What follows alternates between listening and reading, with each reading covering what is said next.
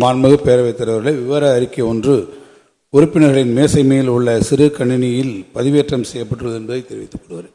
மாண்புமிகு பேரவைத் தலைவர்களே, மாண்புமிகு உறுப்பினர் மதிப்பிற்குரிய அண்ணன் செங்கோட்டையன் அவர்கள் குறிப்பிட்டதைப் போல இந்த பவானி டெக்ஸ்டைல்ஸ் நிறுவனம் 1984ஆம் ஆண்டு துவங்கப்பட்டதிலிருந்து பல்வேறு நிலைகளை சந்தித்து இன்றைக்கு இந்த பிரச்சனைகள் வந்திருக்கிறது.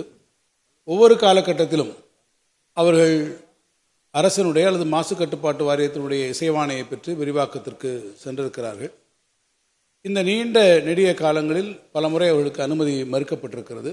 இறுதியாக அவர்கள் கோர்ட்டுக்கெல்லாம் சென்று அதற்கு பிறகும் கூட இறுதியாக அவர்களுக்கு அந்த இசைவாணை வழங்கப்பட்டிருக்கிறது. இருந்தாலும் நம்முடைய மாண்புமிகு உறுப்பினர் செங்கோட்டையன் அவர்கள் இந்த மன்றத்திலே அதை ஒரு கேள்வி வாயிலாகவும் எழுப்பி இதற்கு உடனடியாக தீர்வு காணக்கூடிய வகையில் அந்த இசைவாணைகளை ரத்து செய்து விரிவாக்கத்திற்கான எந்தவிதமான இசைவினையும் அளிக்கக்கூடாது என்றும் அவர்கள் தெரிவித்திருக்கிறார்கள்.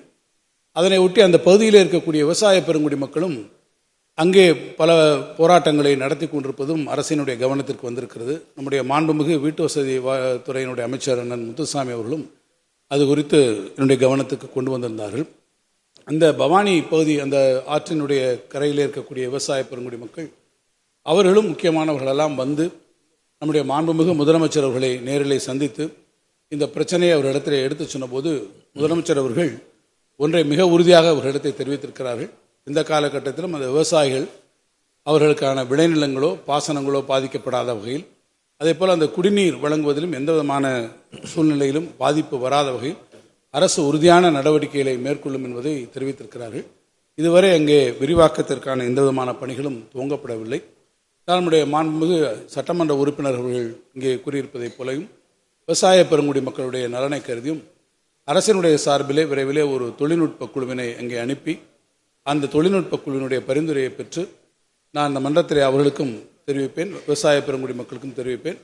அந்த ஆலைக்கான நீங்கள் விவசாய பெருங்குடி மக்கள் மகிழத்தக்க அளவிலே உங்களுடைய எதிர்பார்ப்புகளை பூர்த்தி செய்யக்கூடிய அளவிலே, குறிப்பாக இந்த பிரச்சனையை தொடர்ந்து இந்த அவைக்கு தெரிவித்திருக்கக்கூடிய நம்முடைய மாண்புமிகு உறுப்பினர் செங்கோட்டையன் அவர்கள் அது குறித்து அவர்களும் மகிழத்தக்க அளவிலே நடவடிக்கைகளை நிச்சயமாக அரசு மேற்கொள்ளும்.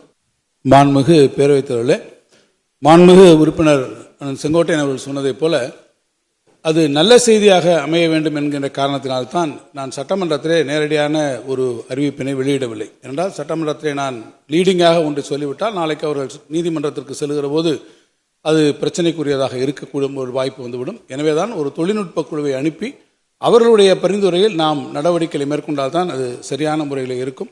கேவியேட் போடுகின்ற போது நிச்சயமாக சட்ட வல்லுநர்களை நீங்கள் குறிப்பிட்டவாறு நாம் ஆராய்ந்து, ஏனென்றால் அதுக்கு எந்த விதமான ஒரு காஸ்ட் ஆஃப் ஆக்ஷன் இதுவரை வரவில்லை. நாம் ஒரு நடவடிக்கை எடுத்து அதுக்கு பிறகு அவர்கள் நீதிமன்றத்துக்கு போகக்கூடிய சூழ்நிலை வந்தால் நாம் அதற்கு முன்பாக கேவியேட் நிச்சயமாக போடுவதற்கான நடைமுறைகளை நாம் பார்க்கலாம்.